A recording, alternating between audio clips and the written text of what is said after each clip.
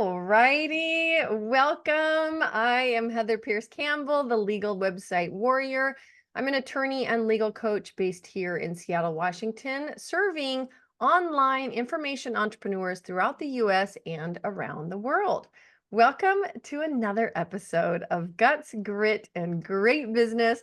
I'm super excited to be here with you today, in part because I've taken a break from the podcast. So I'm back to recording, and we've got a super fun guest for you today. Welcome to Chris Panagiotu. Hi, Chris. Heather, thank you so much for really breaking open the barrier of 2024 with your basically return back to the podcast. I've missed you dearly, and I know we were speaking before this. I don't know what we are going to specifically talk about, but there's going to be a lot of fun. So I'm looking forward to it. Totally. I remember the first time that we connected, and it took us a while. That was mostly my fault. And I had a great chat. You were an introduction from another fabulous human who has also been on this podcast. So big shout out to Lori Barkman. I'll have to link back to her episode as well. Also lives kind of between you and I from the standpoint of finances and legal, right? So she's in like the merger and acquisition world, also the business building world. Great human, great person to know. So a big shout out to Lori, and a thank you for introducing me to Chris. For Yes. those of you that are listening today and don't know Chris, Chris Panagiotu is the founder of Capitalize Your Finances. And by the way, he's also got a podcast, I believe, of the same title, right? Yes, and the same title of my book. I wanted to make it very easy for It's people. your branding is, yes, spot on and all the same. So you can just search that. You'll find all of those things, and we'll talk about some resources at the end. But before Chris was a father, husband, author, podcast host, business owner, and certified financial planner professional, Chris was born for the life of guiding others to true financial success. Christopher Panagiotu, the cap in Capitalize, which I love, was introduced to investing at the tender age of 10. And you guys, he's got a great story. When I first heard it, I was like, what? I know. Fast forward to 18, and he accepted an internship at one of the largest wirehouse firms in the world, UBS. After three quick years of college. I don't know how college years are quick. I guess looking back, they are, but when you're in the midst of them, right, they don't feel that way. Yes. After Yes. 3 quick years of college at the University of Oregon, something was not sitting right with him. So he joined Morgan Stanley for a short stint where he quickly realized corporate life was not in his wheelhouse.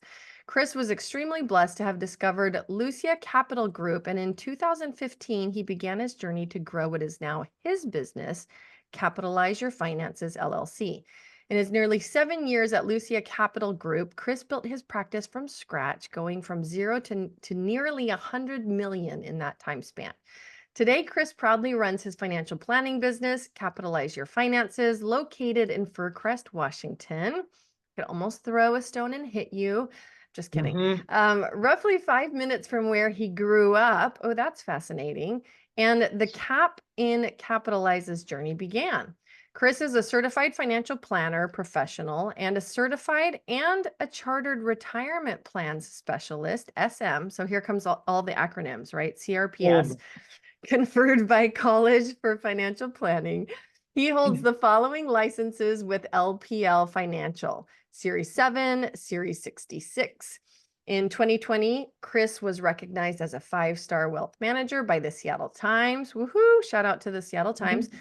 The cap in Capitalize is not your average financial advisor or financial planner by any means. Chris is the original capitalizer, one who is absolutely obsessed with profoundly understanding all there is to know about his passion. This translates to a striving push to perfection for clients' outcomes. And although there is no such thing as perfect, a capitalizer does not need to justify their knowledge with big words from Wall Street, complicated graphs, charts, or talking over people. A capitalizer wins based on loyalty, stewardship, unwavering commitment to their family, friends, clients, and colleagues, which results in the overall growth and positivity within the capitalizers community. This is what Chris is all about. Outside the office, Chris hosts the podcast Capitalize Your Finances, available on Spotify and Apple Podcast, as well as a keynote speaker on a variety of topics such as financial advice, financial planning, sales, health and wellness. Ding, ding, ding. We were just talking about this before going live. And Mm-hmm. comprehensive life coaching. Chris, that is quite the introduction. There's more words in there than probably many people read in a day. Yes, yes, yes. Well, and it's funny because when people ask, they're like, so like, what's an average day look like? And a lot of my day is reading. And Mm, I probably rip through, oh gosh, I mean, easily 100 pages a day. I mean, mm. easily.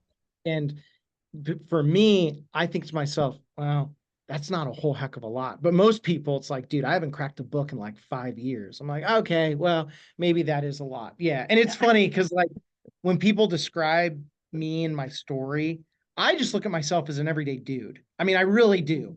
I know that's not the case, and we can talk about really wherever you want to start in my story.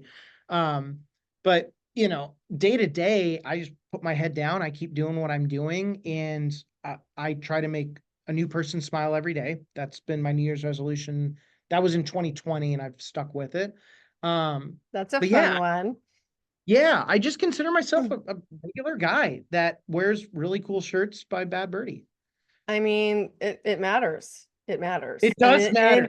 in the day of Zoom, it really matters. Yeah. So one of the things that is really fascinating to me about your story is how young it seems you connected with this Yes. passion, right? That is taking you to where you are today. Where did that come from? Yeah. So, um, my listeners know that at 10, I grew up in a financially literate household. I do not have any relation with my father anymore, nor do I desire to, but he was Mhm. obsessed with Warren Buffett. Like unhealthy amount.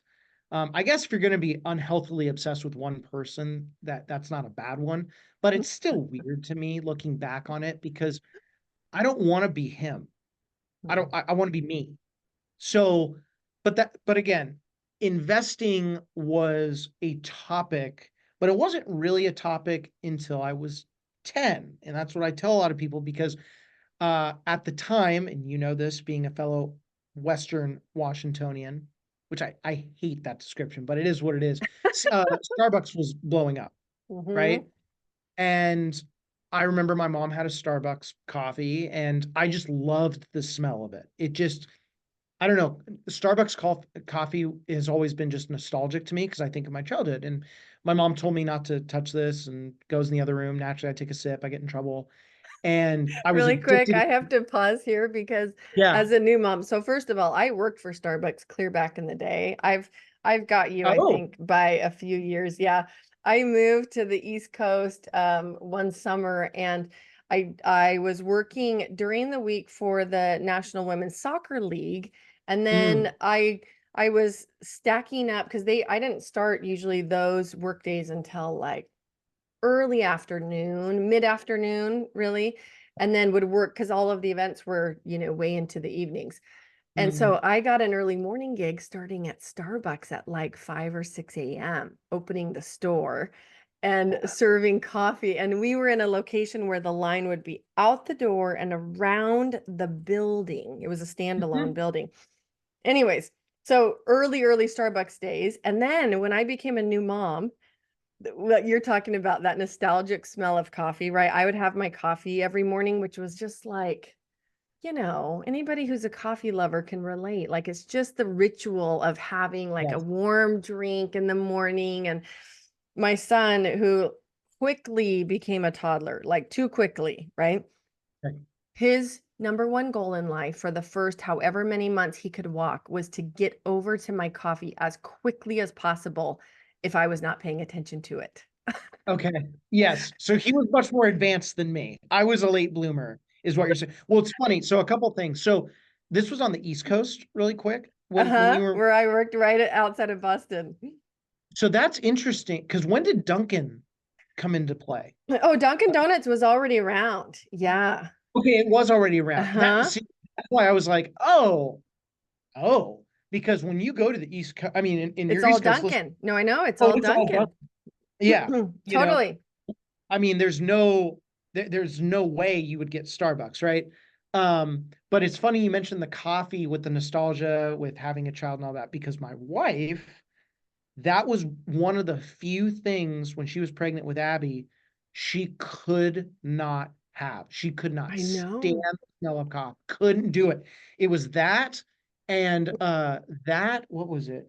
Oh, and brushing her teeth. She Oh, could not brush her teeth without gagging. In like isn't that cruel? aggressive. It's so It is cruel. cruel. It's Yeah, very and cruel. and my wife, I mean, Steph, I'm so sorry I'm sharing this to the world, but like it's just interesting because most people that I've listened to that most women that have been pregnant that are coffee drinkers, they just fall more in love with it. And my wife, I think, is the only person I know that just for the I think it was definitely the first trimester and halfway through the second, like I would have to drink the coffee, like my coffee outside.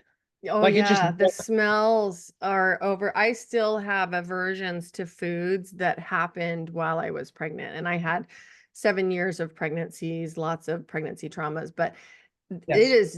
it is no joke. Like that biology that takes over and is like designed to keep Yeah. us safe and alive and not eating poisonous, terrible things, right? Yeah. Bam, in your face. Yeah. Did you have any issues with eggs? Because that was another one that my Steph was like, you better make these eggs like right. You better. So after I was done working out, I would come inside and I'm literally just like inhaling my food. There was no enjoyment of my breakfast for the first trimester. Did you Just have issues get with it in. eggs?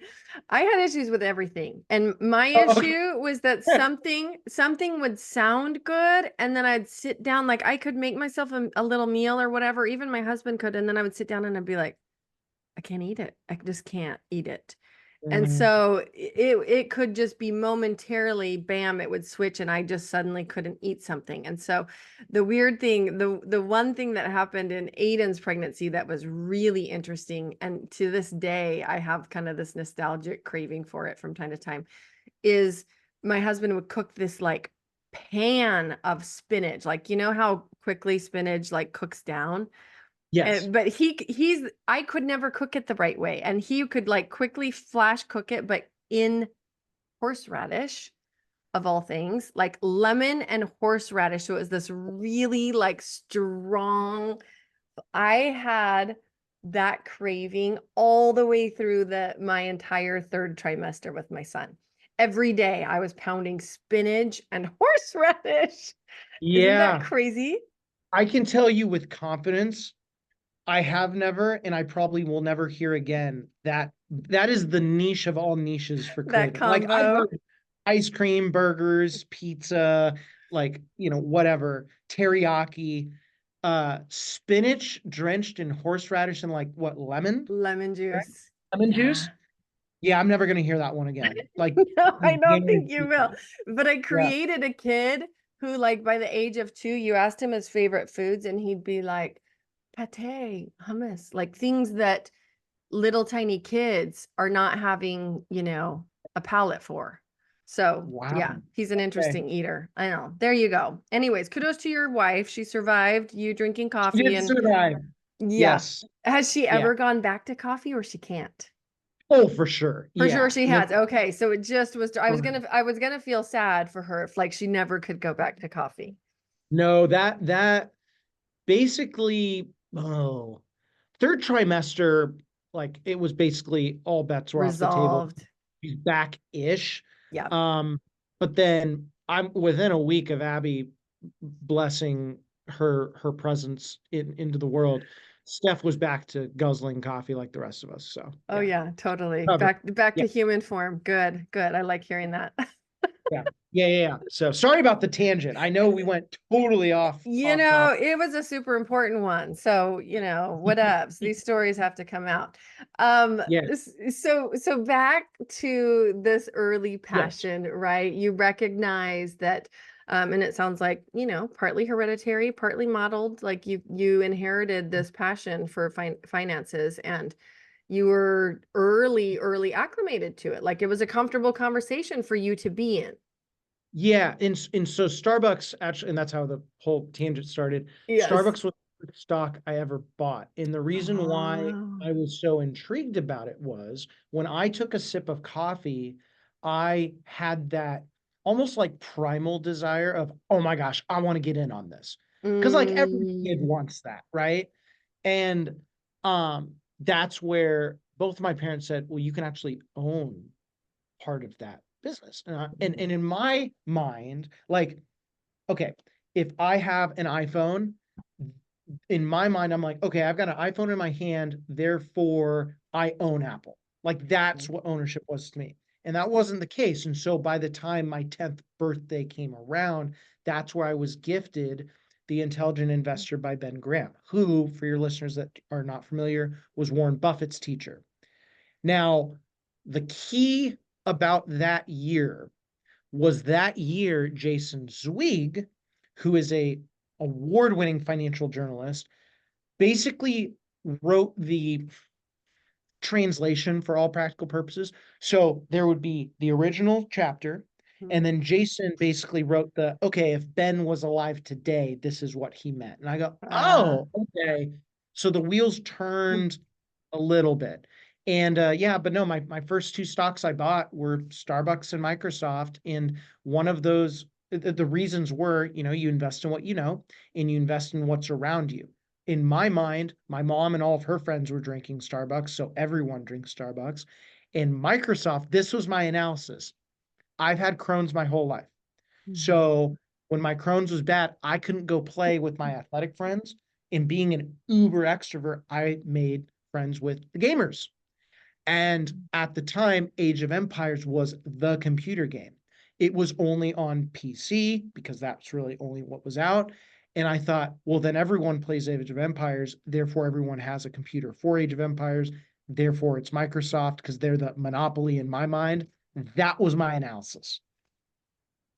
It reminds me of, I heard, I don't know where, on some probably other podcast, not only around like your investment stuff, but this whole like paying attention to what we like and what is present and what is happening. It's like the rage of investment by moms into Roblox, looking around Oh, at their yes. kids being obsessed, right? And Yeah. like I'm like, man, I missed the boat on that. And Minecraft. And like I would hear the chitter chatter, but then Mhm. hearing moms go, oh yeah, like I went and bought me some because it was clear. It was just so, and the Yeah. sticking power, like you actually look at those games compared to some of the other games that exist or have Mhm. existed, Yeah. even the visual, like you're like, how does this have such staying power? Right? Yeah. It's interesting you even bring that up too, because and we just went from like 10-year-old not knowing diddly dick to like investing 801 because like nowadays, because I've had clients ask me about Roblox, and full disclosure, I don't follow the company. Yeah, It's impossible to follow everyone, but one of the things exactly. that has been really helpful for me was to get to the easiest answer. And so what I mean by that you know, is gaming like a good industry? Dude, yeah, like so many people game. And now it's a sport. Like last year, the Fortnite champion won more than the champion of Wimbledon. Okay. Which is wild to me. But then the question becomes, okay, so where are you going to be right? And the Mhm. issue with that is there's so many of these companies out there where it's almost impossible to really, pinpoint, oh, this is going to be the absolute winner. And so, for me, like if someone ever mentioned that with like Roblox, knowing what I know now, I never would have touched it because I'd go, it's in my too hard pile.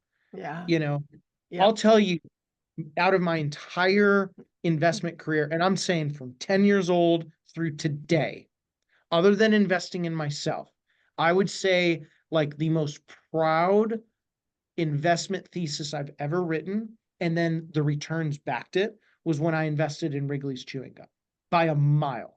Oh, interesting. By a mile, like not even close. Because one, there was zero competition. I mean, really zero competition, Hmm. no debt. Everyone uses gum. When times are good, you can afford it. When times are bad, people get nervous. So it's a hedge. I went to private school. All of my friends chewed gum to get an edge. All of my friends' parents were smoking. And so a lot of them were getting off of it. So then the nicotine patch or the nicotine gum came in. They owned Mhm. that market. And then they owned the sports market and they paid no marketing. So I'm like, oh, done deal. And it was like, one of the best overall like investment experiences of my life. And so I tell people, make it, because people are like, oh, dude, that's so easy. I'm like, yeah, you want it to be so easy. And you want to have a couple of those easiness selections where, like Charlie Munger, God rest his soul, he just died a couple months ago. The dude only had like 5 investments and he was a billionaire. Okay. And he just made it simple. He had Costco, Berkshire Hathaway stock, which you could argue is a number of stocks. Okay. But the Daily Journal, Lee Lu, who's actually in Seattle, a hedge fund manager who I admire greatly. That's a crazy story, by the way. And then he had a couple apartments. That's it. Mm, And he was worth what, $4 billion by the time he died? You only need to be right a couple times. yeah. Well, it Yeah. was, it's so interesting because I remember speaking with cousins. I have a family of cousins, mostly boys, couple girls at the end. And they were way into like all these summer projects and making money. They were very entrepreneurial and they had parents that Yeah. taught them that. And they also like invested. And this would have been clear back. I would have been having these conversations with them probably in the early 90s, right? Early Okay. to mid 90s. And they were making their money from an investment standpoint on, and I remember like when they told me, I was like, oh, Oneida, like the Mhm. silverware company, Mhm. right? And Yeah. then Heinz. Uh-huh. Yeah. And I Yeah. just remember like even as Yeah. a kid thinking like this is so, so fascinating. Like I knew of Oneida because it was the silverware my grandmother owned, right? And maybe my parents because of being Yeah. gifted, at their wedding. Yeah. Anyways, it is like investing has always been a fascinating thing. I did my first round independently, really. I mean, aside from, and I love that you pointed out, like aside from investing in yourself, and I feel like that's a whole other topic we could go down. Oh, Um, yeah. hugely important, right? Um, of actual investing in the stock market while I was in college studying finance and economics. And it was Mhm. really fun to actually put money into the stock market and have it do well. And later, Mhm. actually, that summer that I moved to Boston, that stock paid all my like that investment paid for that summer, right? The moving, the like the fun weekend play, you know what I mean? Like I got the Uh-huh. returns really early on and I remember thinking like this is a good thing to learn about. Mhm. Tell I would love to hear from your standpoint because I think you're an anomaly, somebody who's comfortable in the financial conversation young. I think most people don't live there. No. Right. And what specifically keeps people out of investing and investing earlier rather than later? Like rather than, panic mode, Well, jumping in. yeah. That's actually it's a great question. I think it's a much more loaded question Mhm. than you and your listeners may even think, because there's multiple ways to answer that. I think where most people go is the family aspect, because they go, okay, Mm. well, if I wasn't raised in it, then If it I wasn't the I'm culture, yes. right. Um, but one thing that a lot of people don't think about is the time at which they live in specifically when they are developing the most. So for example, Mm. if you go back to 1920s, everyone was investing in the market. Now, granted, there wasn't the Securities Act of 1933, Securities Act of 1934, Investors Act of 1940, which basically prevents another depression from happening. Okay.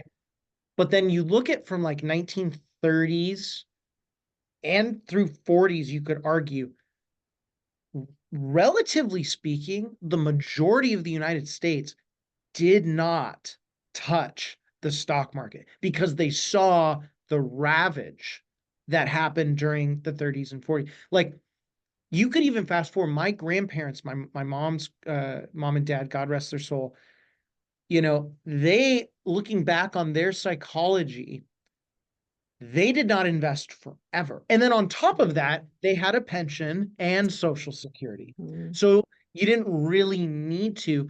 And I remember my grandparents, I believe, started investing a little bit more in the 70s, right after everything pulled back. And my grandparents retired, I think it was September of 1987, the month before the Black Friday crash. Yeah. And so it took them almost a decade to even like dip a toe back in. And looking back, I'm like, oh my gosh, if they did what they did, I mean, they would have passed away with obviously a ton more money. You can't go back. But on the flip side, go another generation up. So I'm going to use my mom as an example. My mom, because you're not really thinking, most people, about investing until you're out of school, Mm. because like then you have to adult. And at that time, like my mom started working in really like the 70s, right after the really greatest 1 year recession that we had. Okay. I And, think in and 74 it was down like 75%. and is that And you when could, interest went way up? yeah, Yeah. well, it's interesting. That was more of a fluke. Interest rates took off massively in 82. That's when prime was Okay. set. So that would have been when I was a kid, and I remember that period because I remember my parents talking about it.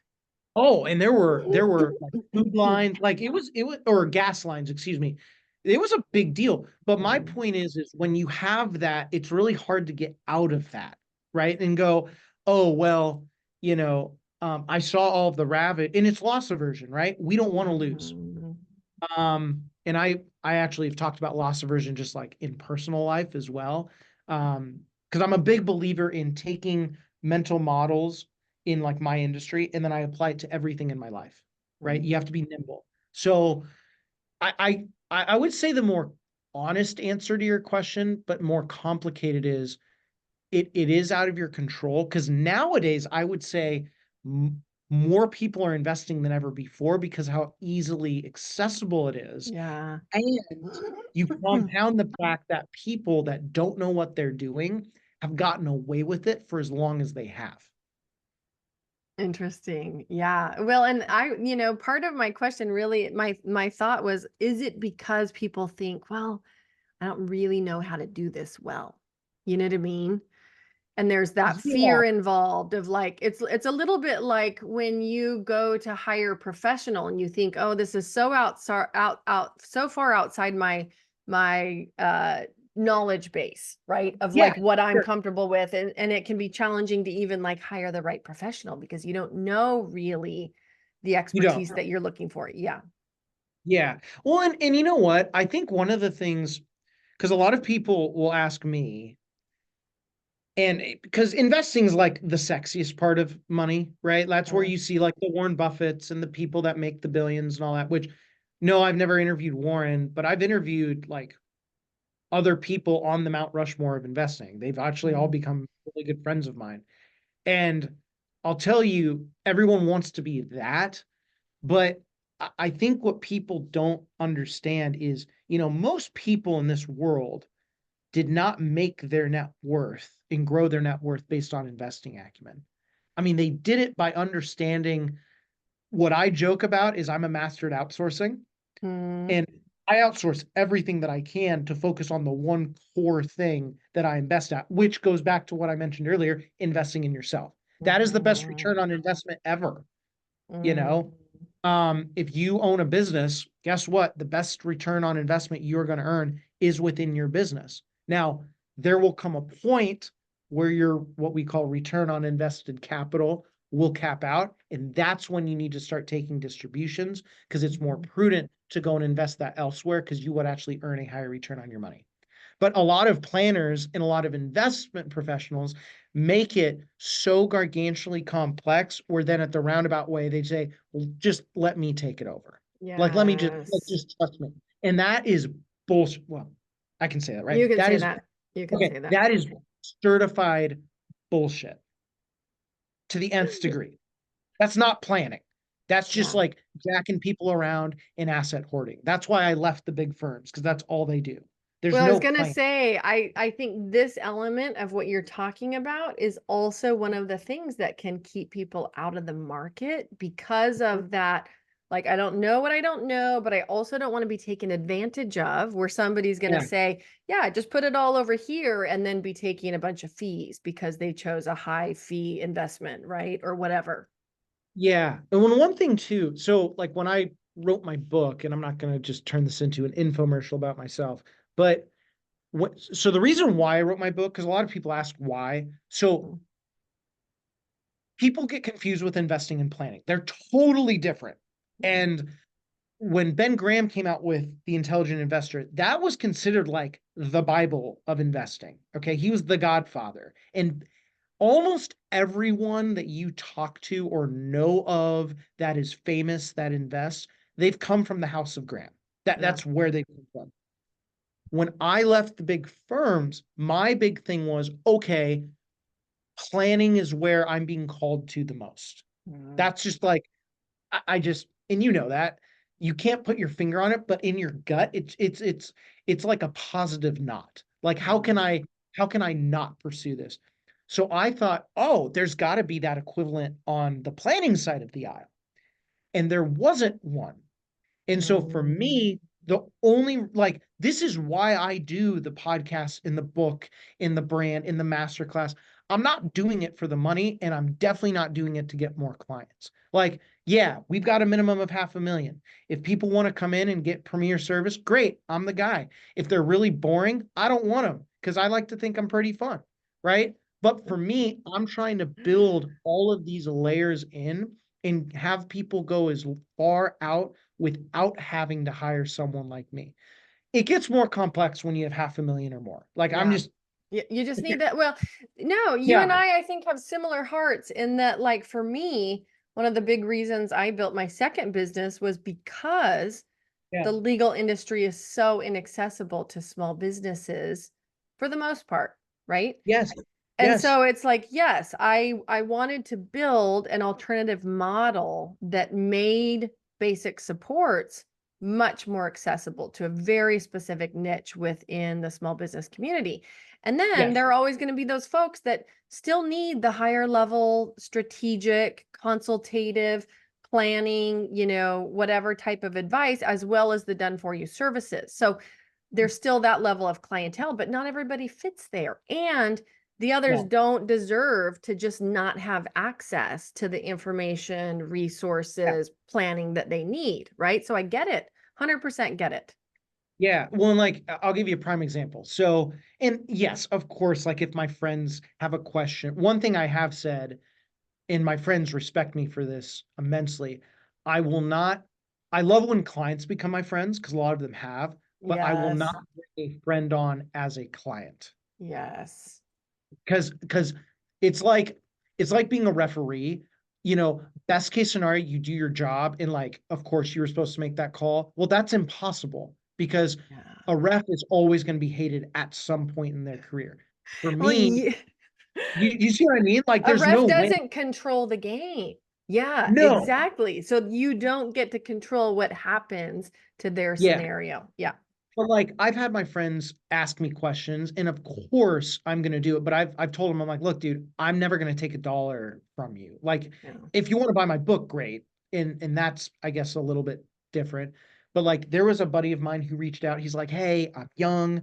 This morning, I'm trying to figure out like how to maximize my wealth, all this fun stuff. And I'm like, okay, here's the deal. I have no problem answering these questions, but you are going to gain a whole hell of a lot more value if you actually read my book and then come with questions from the book. Because then by the time you come to me and I can talk to you at a high level, by that point, you have no questions anymore for the rest of your life. And you're saving hundreds of thousands of dollars. And granted, this kid is very mature for his age at like 19 or 20, and he's a friend. He's an employee of one of my friends. And of course, I'll just give him the time of day because one of the most valuable assets that you and I have is your goodwill. It's your Mhm. character. You Yeah. compound that, the money will follow. Guaranteed, Totally. Oh yeah, right? it's the relationship building, the just the factor of getting to know people where they can't help but send people your way when they know you're the right match for them, right? Yeah. And then people like one thing too, finance, like growing one's net worth, if it was super easy, everyone would be fucking loaded. And it's not that simple. But I'll tell you, because people, okay, here's a prime example. Because you mentioned this earlier indirectly about like, why are people so intimidated to get into investing? Mm-hmm. Because people are like, what's the best route? And so people will go, okay, Chris, should I have, and I'm just going to make this up, a stock portfolio, a mutual fund portfolio, index fund? Should I have real estate? Should I have private equity? Should I have bonds? You know what the answer is? Yes, Yes. that's Yes. right. Be Right. in the game. Be in the game. Yes. Yeah. But then you've got to figure out like, and again, obviously due to time constraints, I'll keep it brief, but like Mm-hmm. people then go, oh, but I don't know how I feel about investing. Well, guess what? That's one of the worst questions you can ask. In fact, statistically speaking, it is the worst question for an advisor to ask. And I can back it. So Yeah. like I'm going to pretend, right, that you come into my office and let's say you're just out of college. Okay. Mm-hmm. Which, by the way, if I didn't know you, I would say, okay, I can see that. You just came out of college, so you're welcome for that. Right. Thank And you. so, and It's the so extra pounds. Yeah, it keeps my that, face young. and so for you, and I'm just going to role play it here. Hmm. You've never invested, so maybe naturally you're just more conservative. Right. So you, Hesitant, not right. sure. Yeah. So according to really bylaws in our industry, when someone says that, guess what I can do for you? I can provide you only conservative investments to match your emotion, cash, Ah, savings, bonds, CDs.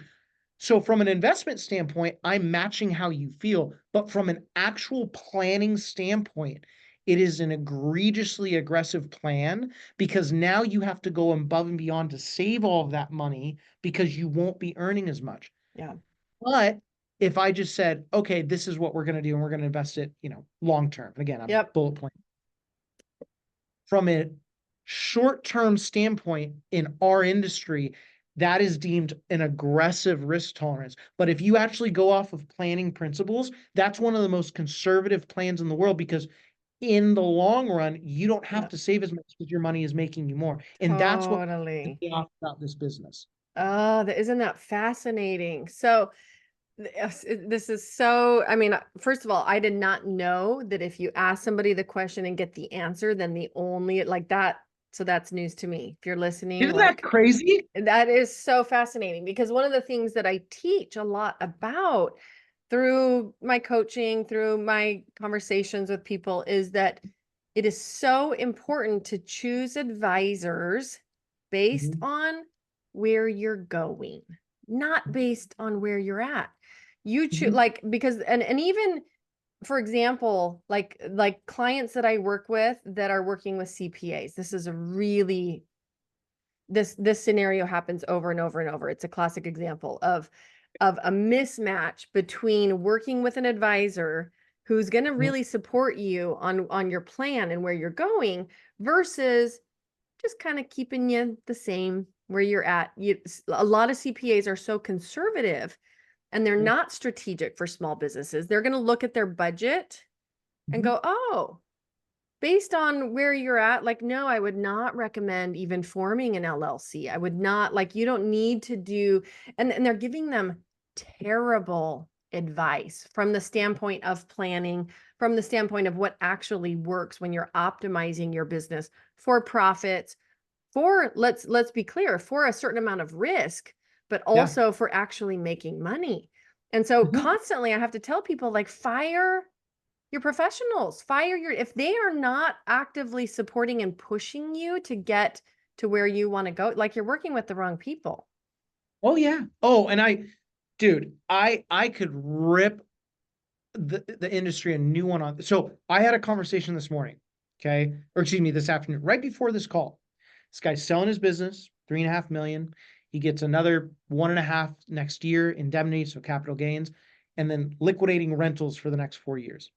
And gargantuan amount. He's got retirement plans. It's an intermediate sum of money.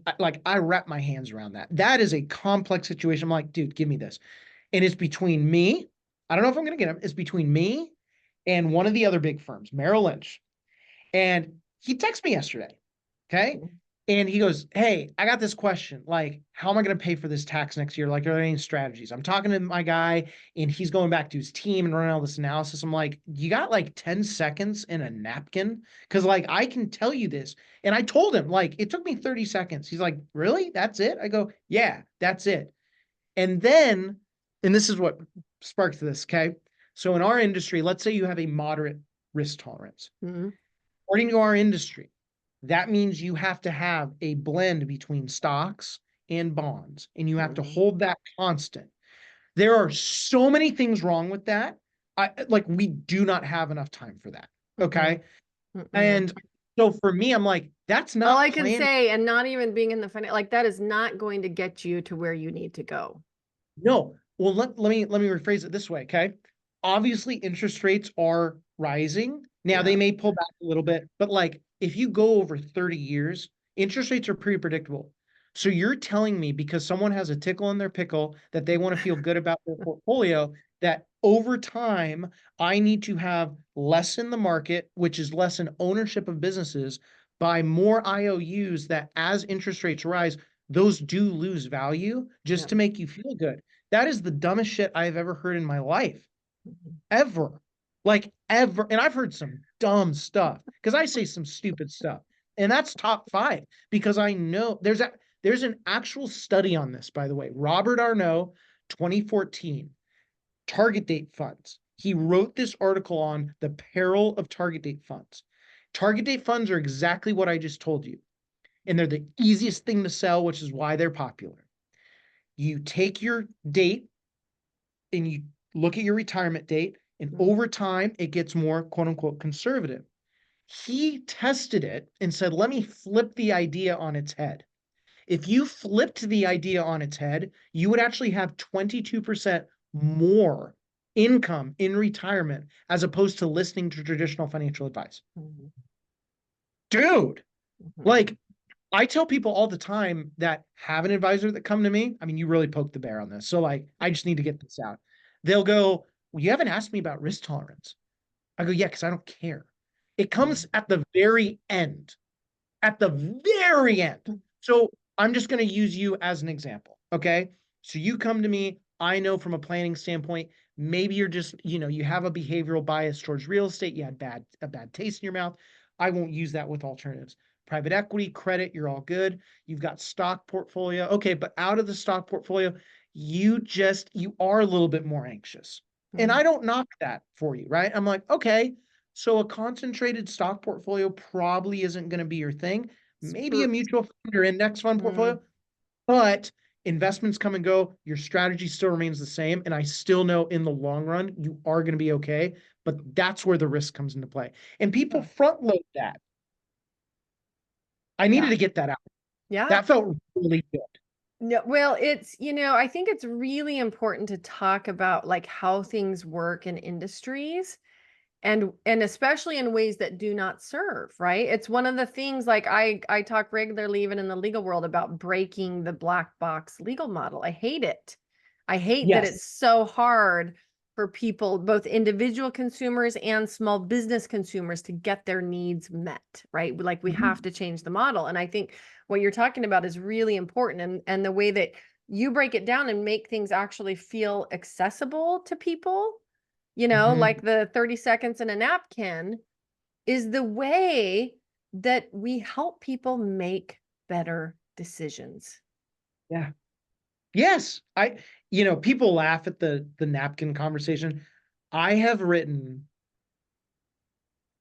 I'm going to say, I have written a dozen financial plans on a napkin at the airport. Because and you get this all the time, probably. It doesn't matter what you or I actually do professionally, but anytime you say you are an author and they ask what it is about, or a podcast host and they ask what it's about, they just tell you their entire, like, it's wild.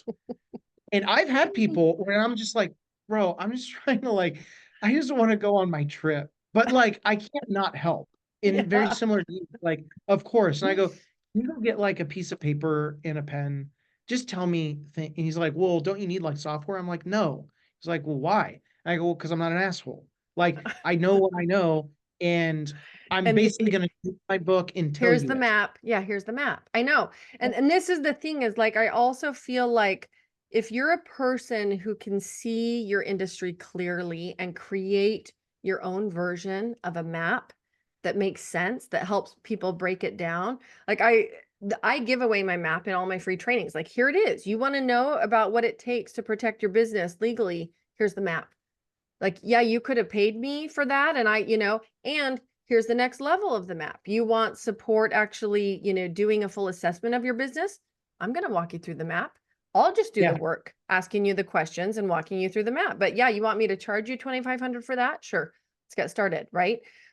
yeah, You want me to walk you through the map and do the things on the map, right? 25,000. Let's get started. It's the oh, yeah, same map, right? yes, I give it and it is because I just want people to make better decisions. But it sounds like that. I mean, you've got a similar approach of like, here's the bullet points of what you need to know. Here's the map. And it's, we're going to hopefully influence people who need just the educational influence to make yes, better decisions. And then we will also get to serve some of the folks that are really serious about it and are like, okay, ready, let's yeah, go. yeah. I can sum it up like perfectly with like two thoughts. Our oldest client is 90, or our second oldest client is 90. Gosh, is he 93? Healthy as an ox. As long Love as I've, that. yeah, as long as I've known him, every time we start a meeting, he'll go, Chris, hey, how's it going? So anyway, I don't have much time. And I remember thinking like 3 years into our relationship, and I'm going to obviously remove his name due to confidentiality. Um, but let's just call it Joe. So, Joe, why do you always say that? And I remember he looked at me and he goes, you know how old I am? I don't have time. I don't have time to waste. So, like, let's just get this done. And he goes, let me tell you something, kid. You need to have this mentality now because but you are going to blink and you're going to be me if you're lucky enough to be as old as I am. And I'm like, whoa, like it just hit me so hard. Now, my mom, love her to death. She's like, Chris, you're so impatient. And I'm like, no. So for me, my thing is if someone comes in and they're just like gonna just suck the time, there's a difference between just sucking the time out and now you're just being annoying versus, hey, I really just want to learn this and be prudent because I'm trying to make an educated decision on going with you or not. I respect that. And I get how emotionally like that business owner, okay? Mhm. He's super anxious about the change. I get that. I respect that. But if you're just going to be someone that's just going to kind of like dick you around just to do it, I don't have time for that, you know? Or if someone's like, man, your fee is super high. No, it's not. Like then if it's so high, buy the book, do it all on your own. And they're like, but that's not why I'm here. I'm like, oh, so you are trying to get as much out of me as possible and pay as little as possible. This conversation is over. Goodbye. Mm, yeah. I just don't have time for it. And I know you don't either. You're just a No. lot nicer. No, for me, it's really interesting because I also get super irritated Mm. around inefficiencies. And this gets back to like people have different Yes. personalities, right? They're expert personalities, they're optimizers who care about like improving systems and processes. There's catalysts that are just like, let's make this decision and just be done with it and just get things moving, and then there's relators. And I've talked about these categories before. I can always tell what client is sitting in, like where they fit and where the conversation is going to go. And are they somebody that needs to go like, look at all their options? Like maybe this guy that you're talking about who maybe is a little bit of an expert based brain. He needs to like really feel good about doing his due diligence before making the decision. I'm going to be like, oh, this person has to go think about it and look at options in the marketplace and they'll be back in a week, and that's often how it goes. Yep. And I do have less and less patience for folks like what you're talking about, where it's like, come on, let's get to the point, and if you can't, It just, here's the map, go do it on your own. And so Yeah. I completely relate to that efficiency standpoint, because we don't we don't get more time. Like No. time is the thing that we have. It is the most important resource that we have, right? Mhm. Money, all this other stuff aside, like time to do what we want with our lives, I think is really what we want. And so for people who are time wasters, oh, it's like the most Oh, painful thing. It's the it's most it's painful it. thing. No, it's off. You know, it's funny too. So this indirectly relates. So ever since we had Alec Ingold, the fullback of the Miami Dolphins, on our show, we've actually talked to athletes as Oh, clients. fun. And that's a totally different mindset because, yeah, your career is shorter than most, just by Mhm. definition. Some of these guys are making millions of dollars. And so I ask them all the time, what is your primary goal when it comes to your money? What is the top thing? Mhm. And I'm not trying to put them on the spot. My whole thing is I want people to think. I want people to profoundly think about this stuff. And they'll say like, "Hey, I want to take care of my mom, or I want to do, I want to buy a house or whatever." Like, no, no, no, no. Your first job when it comes to any dollar that you make is to replace your expenses that you need as fast as humanly possible. Because the moment you do that and you could walk away from retirement and not earn another penny, what happens? Your health will get better because you're going to sleep a whole lot better. You're probably going to make a lot more because your job is directly related to your overall bodily health and mental health. And then with that, you're probably going to play even longer. It's no different than a business owner. If you Yeah. take distributions and you're reinvesting outside, and you know that you could sell your business for a penny, and you know that you're statistically golden, guess what? You have, Lori Barkman will totally agree with me on this. You have all of the ability in the world to reinvest everything back in your business and grow it 10 times. You could just walk away. You could go and hire a CEO and then just like cash checks and make it rain. You could be in a sales meeting and the guy or gal across the table from you goes, "I want to buy it for $1 million." And you go, "Nope, too low." Why? Because I fucking said so. And it literally doesn't matter. Totally. And Yeah. everything else improves. That's why like people are like, "Oh my gosh, it's not all about the money." It's not. And I agree with that. But good God, if you don't have that base, when I was interviewing the guys on Mind Pump, which those episodes are coming out in a couple of weeks, depending on when this is out, may already be out. Health is the foundation to your worth. I'm Yes. fully on board with that.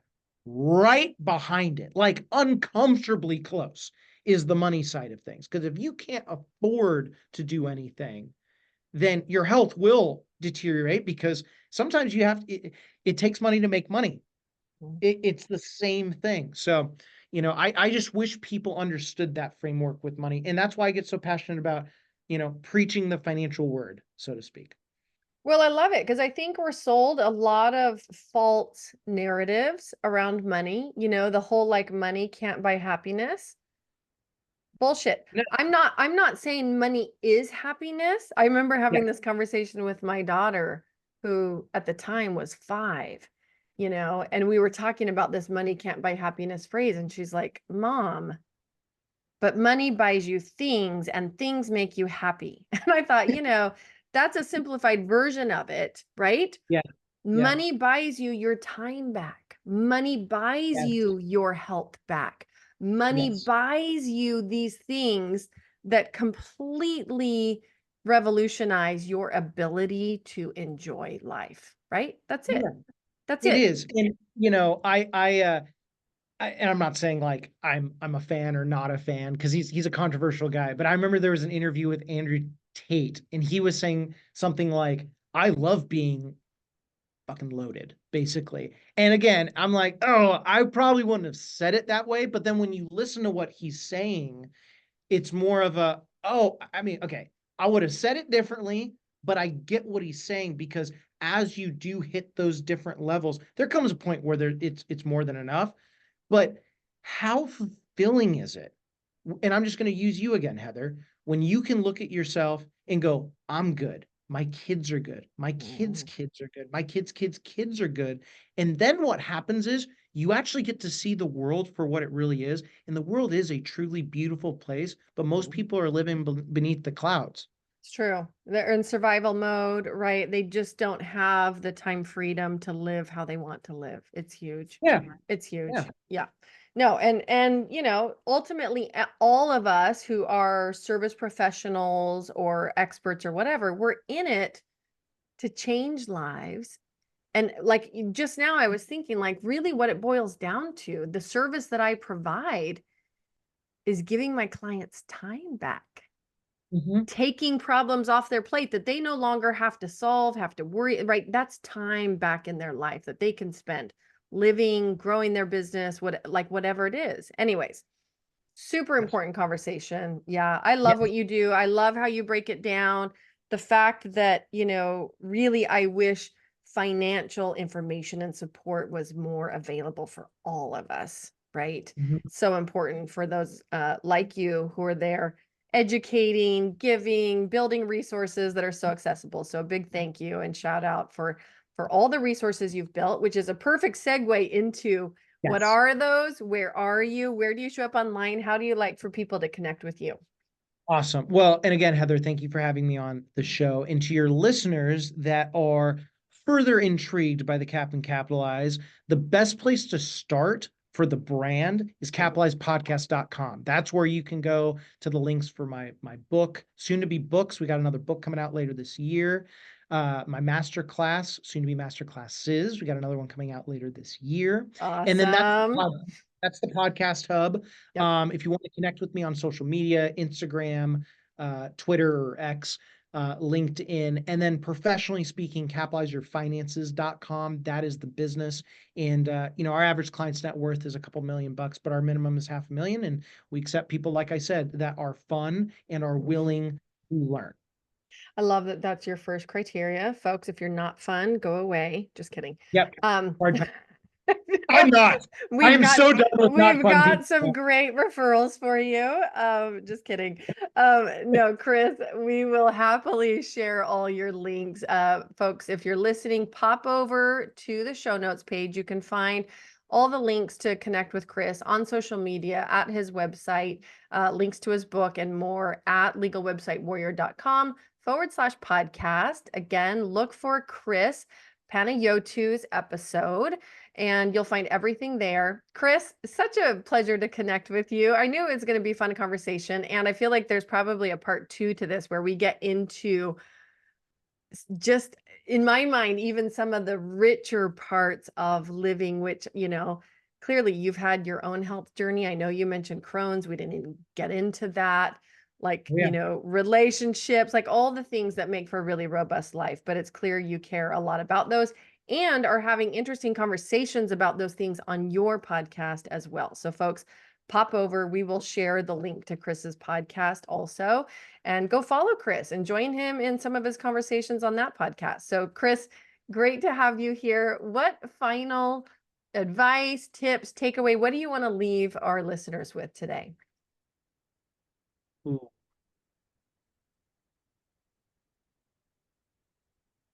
Compound your wealth as prudently, efficiently, and hopefully quickly as possible, because then your only goal is to be there for your family. So good. Bam. Exclamation mark after that one. It's huge. Chris, I appreciate you. Really look forward to connecting again soon. Absolutely. I will come on anytime. Woohoo! It's a deal.